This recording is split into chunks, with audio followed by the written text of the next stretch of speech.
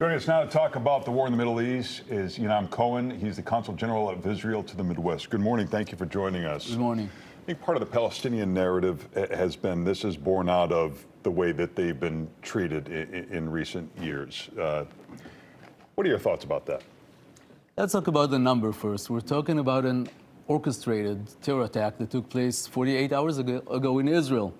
The results are horrifying. More than 700 Israelis were killed, were massacred by Palestinian terrorists from Hamas and the Islamic Jihad. They were invading more than 20 Israeli communities in the south of our country, going from one house to another, entering the houses, shooting families, killing children in front of their mothers, parents in front of their kids. They went to a nature party, slaughtering more than 260 people who were celebrating there. They took hostages to the Gaza Strip, kidnapping children, mothers, Holocaust survivors that are now being held hostages in the Gaza Strip. This is what we're talking about right now.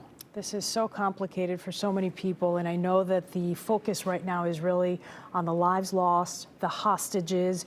What role can you play? I know that you've got family in Israel right now. Have you been able to talk to them? What are they telling you? I've been talking to my family consistently since the event started, and I think that every Israeli today, if they not have family members who lost their lives in the events, have friends or someone they know that was there. So this is something that really affected everyone in Israel.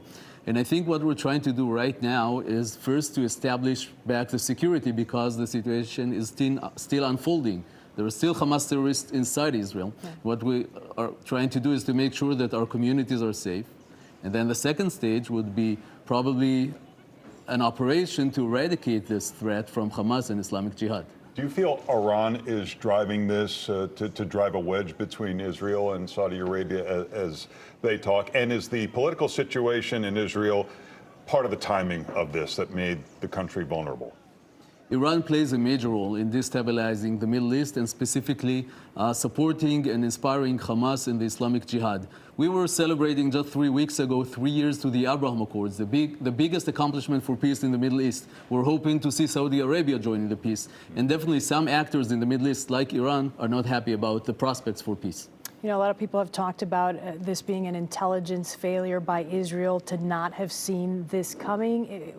Was there anything that would have told people, weeks ago, months ago, that maybe something like this was going to happen? This is a major question, and we'll definitely have to investigate how come we didn't have the information, the intelligence beforehand. But right now, as I said, we're focused in just establishing back the security in our communities. Okay. Mr. Cohen, thank you for joining us. Thank you very much. Thank you. Well, let's take now a look at some of our other stories.